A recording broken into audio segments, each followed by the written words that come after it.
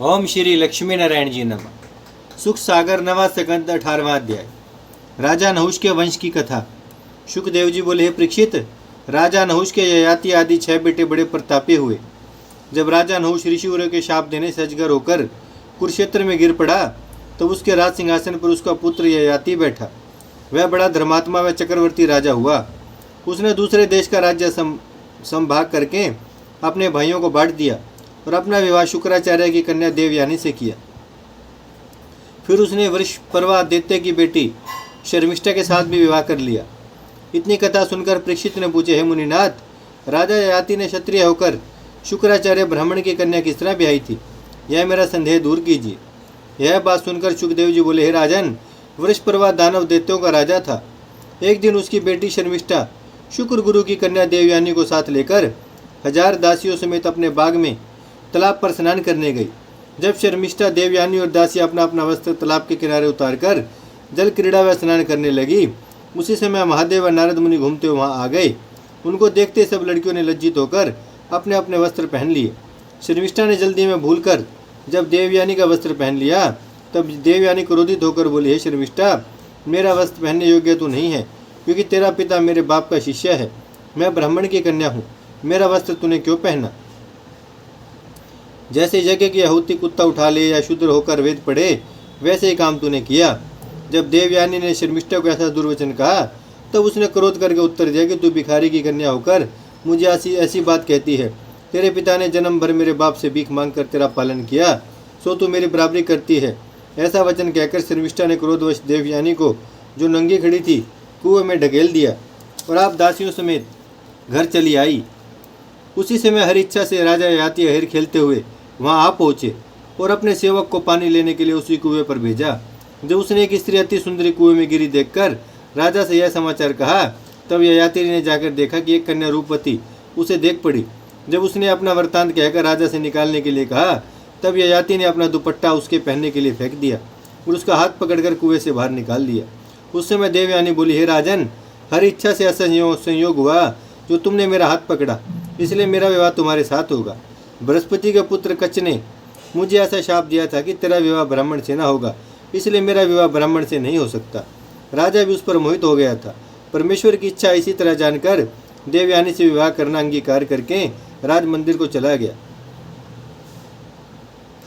देवयानी वहां से रोती हुई अपने घर आकर शुक्राचार्य से कहा कि हे पिता, शर्मिष्ठा ने मुझको भीख मांगने वाला कहा और मुझे कुएं में ढकेल दिया।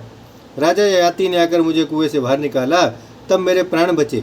यह बात सुनते ही शुक्र ने क्रोधित होकर विचारा कि पुरोहित करने से खेत का गिरा हुआ अन्न चुनकर खाना अच्छा होता है। राजा ययाति ने आकर मुझे कुएं से बाहर निकाला, तब मेरे प्राण बचे। यह बात सुनते ही शुक्र ने क्रोधित होकर विचारा कि पुरोहिती करने से खेत का गिरा हुआ अन्न चुनकर खाना अच्छा होता है, उसमें कोई अपमान तो नहीं करता। शर्मिष्ठा ने राज्य व धन के मत से मेरी बेटी को कुएं में गिरा दिया, इसलिए अब वृषपर्वा के राज्य में रहना न चाहिए। शुक्र जी ऐसा विचार कर देवयानी कन्या समेत उसका राज्य छोड़कर वहां से चल दिए। वृषपर्वा ने जब यह सुना तो उसने घबरा कर कहा कि उन्हीं के आशीर्वाद से यह सब राज्य व सुख मुझे मिला है, नहीं तो देवता लोग अब तक मुझको मारकर निकाल देते। उनके चले जाने से मेरा राज्य व धन जाता रहेगा। यह समझकर वृषपर्वा दौड़ा हुआ शुक्र गुरु की शरण में गया और हाथ जोड़कर विनय किया कि महाराज, मेरा अपराध क्षमा करके फिर अपने मकान पर चलिए। राजा का यह दीन वचन सुनकर शुक्राचार्य बोले, हे राजन, तुमने मेरा कुछ अपराध नहीं किया, पर तुम्हारी कन्या ने देवयानी का अनादर किया है। जिस बात में यह प्रसन्न हो वही काम करो, तब फिर तुम्हारे देश में चलकर रहूँ। जब वृषपर्वा ने देवयानी से बहुत विनती करके प्रसन्न होने के लिए कहा, तब वह शर्मिष्ठा का सब हाल कहकर बोली, हे राजा, जिसके साथ मेरा विवाह शुक्राचार्य करें, वहाँ शर्मिष्ठा 1000 दासियों समेत वहाँ शर्मिष्ठा 1000 दासियाँ अपने साथ लेकर मेरी सेवा में रहे तो मुझे प्रसन्नता हो। यह सुनकर राजा ने विचारा कि शुक्र गुरु सदा हमारे कुल की रक्षा करते आए हैं, इनके प्रसन्न हुए बिना मेरा कल्याण न होगा। यह सोचकर राजा ने शर्मिष्ठा से यह सब हाल कहकर उससे पूछा, हे पुत्री, तेरा मोह करने में शुक्राचार्य के क्रोध से हमारे वंश व राज्य का नाश हो जाएगा और तेरे दासी होने से हमारा कल्याण है, इसमें क्या करना चाहिए? यह वचन सुनकर शर्मिष्ठा बोली, हे पिता, मेरा शरीर आपसे उत्पन्न व पालन हुआ है। आप जिसे चाहें उसे मुझको दे डालें। यह बात सुनकर वृषपर्वा बोला, हे देवयानी, तुम्हारा कहना मुझे अंगीकार है। जब देवयानी यह बात सुनकर प्रसन्न हुई तब शुक्राचार्य कन्या समेत फिर अपने स्थान पर आकर रहने लगे। इतनी कथा सुनकर परीक्षित ने पूछे, हे मुनिनाथ, बृहस्पति के बेटे कच ने देवयानी को क्यों शाप दिया था? इसकी कथा सुनाइए।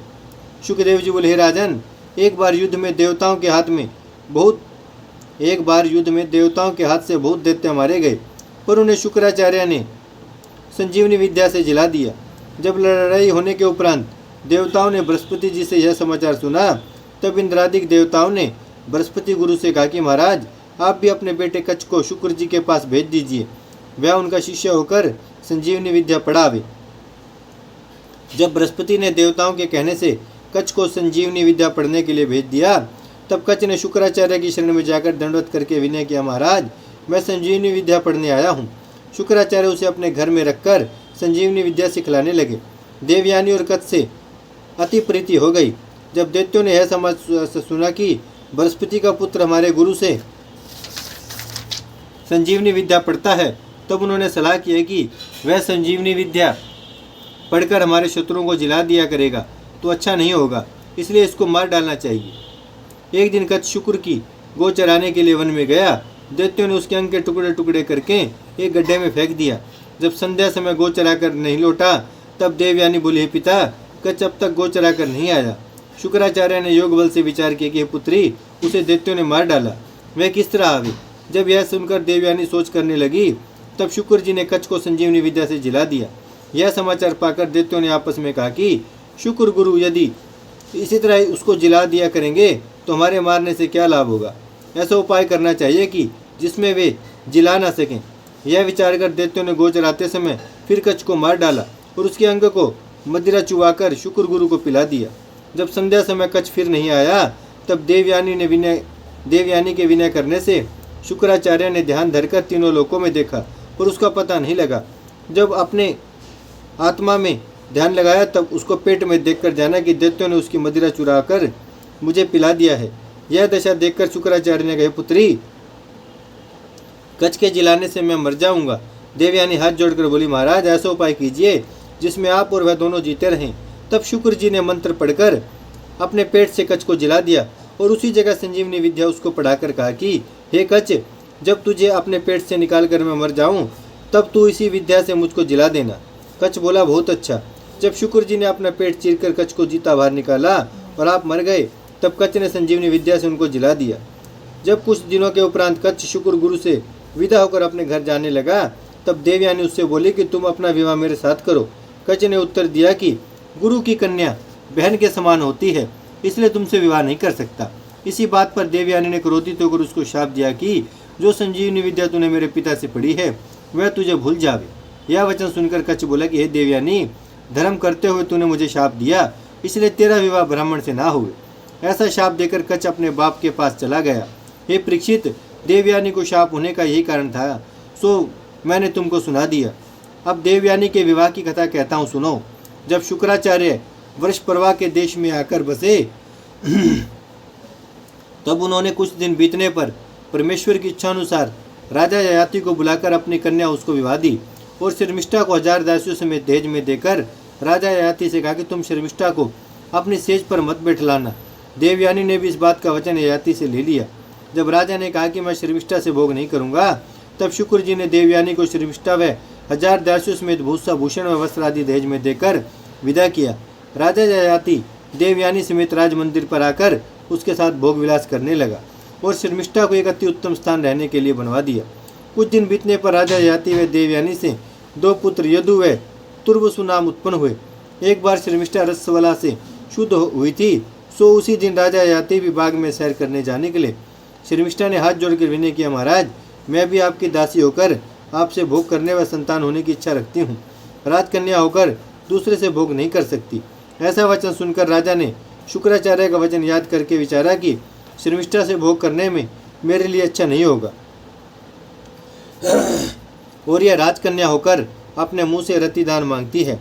इसका कहना न मानने में भी मेरा धर्म नहीं रहता, इसलिए अब इसकी इच्छा पूरी करना चाहिए। आगे जो मेरे प्रारब्ध में लिखा है वह मिट नहीं सकता। यह विचार कर राजा ने शर्मिष्ठा से भोग किया। फिर इसी तरह देवयानी से छिपकर कभी कभी राजा उसके साथ भोग विलास करने लगे। कुछ दिनों तक यह बात छिपी रही। जब धुआ व अणु नाम के 2 पुत्र शर्मिष्ठा के राजा से होकर तीसरा गर्भ रहा, तब एक दिन शर्मिष्ठा देवयानी के पंखा हाँकती थी। उसी समय शर्मिष्ठा के 2 बालक वहां आकर खड़े हुए। देवयानी ने पूछा, शर्मिष्ठा, तेरे यह 2 पुत्र किस तरह उत्पन्न हुए और तीसरा गर्भ किससे रहा? शर्मिष्ठा बोली कि रात को किसी ऋषिवर ने आकर मुझसे स्वप्न में भोग किया था, उसी से 2 बालक होकर तीसरा गर्भ रहा है। यह बात सुनकर देवयानी चुप हो रही और उसके मन में खटका हुआ।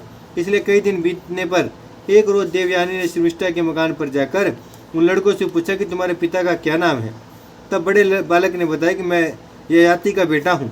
यह वचन सुनते ही देवयानी महाक्रोध से राजा के पास आकर बोली कि तुमने मेरे पिता के मना करने पर भी शर्मिष्ठा से भोग किया, इसलिए अब मैं तुम्हारे यहाँ नहीं रहूँगी।